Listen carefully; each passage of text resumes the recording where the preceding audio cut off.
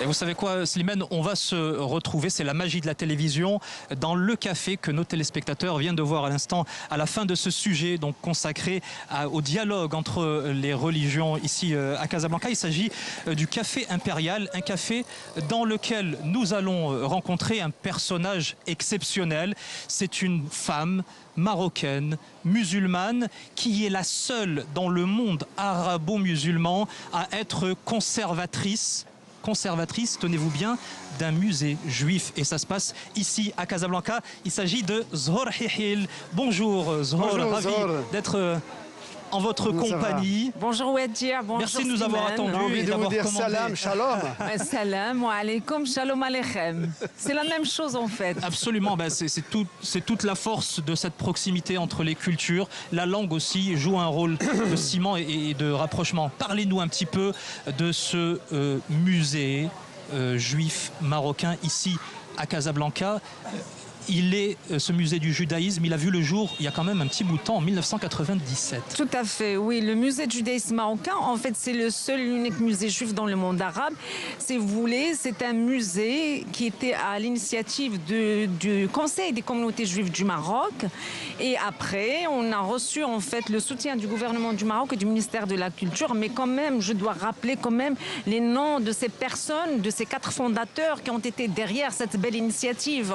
Ils sont Monsieur Serge Berdugou, qui est le secrétaire général du Conseil des comités israélites du Maroc, Feu Simon Lévy, Feu Jacques Toledano, aussi Zechrono Lebracha, comme on dit en hébreu, et Monsieur Boris Toledano, on dit aussi en hébreu Zechrono Lebracha, et en arabe, on dit Allah yarhamhum jami'an.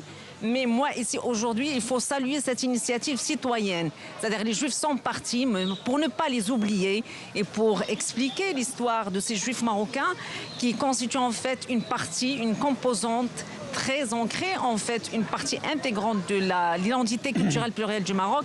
Ces Marocains de confession juive ont pris l'initiative d'ouvrir ce musée. Alors, avant de vous poser une question sur les Juifs marocains, je voudrais rappeler, Ouadir, quelque chose qui me semble important à rappeler à propos du Maroc.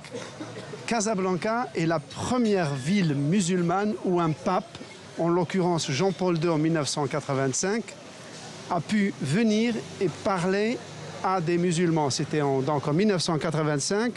Jean-Paul II a été invité pendant les Jeux olympiques panarabes et le roi Hassan II l'a amené dans un stade et le pape a pu s'adresser à 100 000 jeunes musulmans, ce qui ne s'était jamais fait. Ça témoigne du rapprochement effectivement religieux que l'on a ici au Maroc. Moi, ce que j'aimerais savoir, c'est quand on entend à propos des Juifs marocains, parler, la plupart sont en diaspora, au Canada, en France, il y a 1 million. En Israël. Oui, 1 million de Juifs marocains. Aussi bien au Canada, au Brésil, au Venezuela et en Israël, combien ils restent attachés au Maroc. Oui, tout donc, à fait. Ce musée qui est leur musée, corrigez-moi si je fais une erreur, c'est en fait le musée du judaïsme marocain. Tout à fait. Est-ce que par exemple les touristes israéliens marocains que nous avons vus hier, ici même sur cette place, visitent ce musée, comment ils réagissent, qu'est-ce qu'ils vous posent comme question?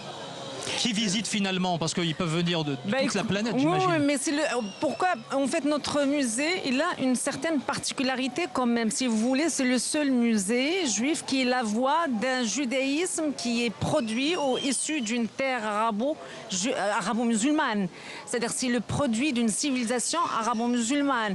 Et amazigh, bien évidemment. Oui, amazigho-arabo-musulmane. C'est-à-dire parce que dans le monde, il y a beaucoup de musées juifs dédiés à la mémoire et à l'héritage ashkénaze. Ça veut dire le judaïsme occidental, le judaïsme européen. Mais dans tout ce monde arabo-musulman, parce que nous avons un héritage, nous avons des trésors, en fait, nous avons une culture juive qui fait partie de notre héritage arabo-musulman. Donc ce musée, il est le seul, en fait, qui préserve cette partie de cette civilisation arabo-musulmane qui est la culture juive. Donc on est les pionniers, si vous voulez, dans ce domaine. Il est visité, oui, beaucoup par des Marocains, déjà des Marocains musulmans, des étudiants universitaires, des écoles marocaines et aussi par des touristes de la diaspora. C'est-à-dire tous les Marocains, tous les Juifs dans le monde d'origine marocaine viennent à son musée. Nous recevons beaucoup d'Américains. En fait, nous recevons beaucoup de touristes. Zhor Hihil, on vous sent parler avec énormément de passion, avec beaucoup de ferveur. D'où vous est venue cette passion, vous, en tant que femme marocaine musulmane? Mais écoutez, la passion... Ok. C'est né comment, ce désir passion. de préserver cette culture du Déjà, judaïsme marocain? Déjà, je pense parce que, je sais pas, je suis marocaine. Les Marocaines, généralement, les femmes marocaines, on est attachées à la tradition, à notre culture marocaine. Et aussi parce que j'avais l'occasion, l'opportunité de faire une école, parce que je suis lauréate de l'Institut national des sciences de l'archéologie et du patrimoine à Rabat, et qui forme les conservateurs des musées au Maroc, les archéologues, les anthropologues, mais aussi parce que j'avais l'occasion de rencontrer un monsieur, c'était un... Votre mentor? Mon mentor, oui, mon maître, si vous voulez, c'est Shmeoun Lévy en arabe, on dit Shmeoun. Simon Lévy, Allah yarhamou, c'était mon prof. Simon Lévy, il est très connu au Maroc, il était très connu, il est toujours connu après son décès, bien sûr. C'était un vrai patriote, c'était un militant.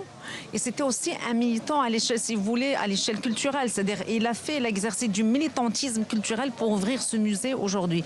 Et donc, j'étais formée par ce monsieur qui était un grand professeur, qui était une montagne, une mine d'informations. Et j'avais l'occasion de passer plusieurs années à travailler avec lui. Et justement, c'est avec lui, en fait, que j'ai découvert le Maroc, moi qui est marocaine. On va continuer à voyager, Zohor Rihil, parce que dans un instant, on va passer le relais de manière intermédiaire à l'Égypte.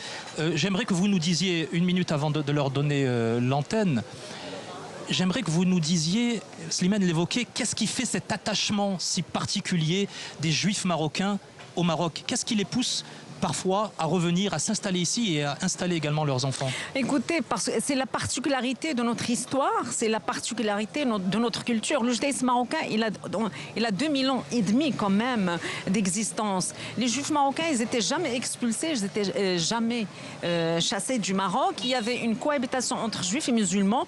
Et ce qui atteste de ça, c'est-à-dire si vous visitez le Maroc, partout vous trouvez une trace juive. C'est-à-dire il y a toujours des quartiers juifs. Il y a des écoles, il y a des commerces cachers. Oui, tout à fait. Non, même, c'est-à-dire des monuments, si vous voulez, des sites historiques, il y a toujours des millahs qui sont habités, les quartiers juifs. Vous avez des synagogues, vous avez des cimetières juifs partout au Maroc, d'ailleurs qui ont été restaurés ces 3 dernières années par Sa Majesté le roi Mohamed VI. On a restauré 167 cimetières juifs au Maroc. C'est ça qui est exceptionnel au Maroc, c'est que c'est les musulmans maintenant qui sont les gardiens et les dépositaires de cette culture. Oui, c'est unique dans le monde.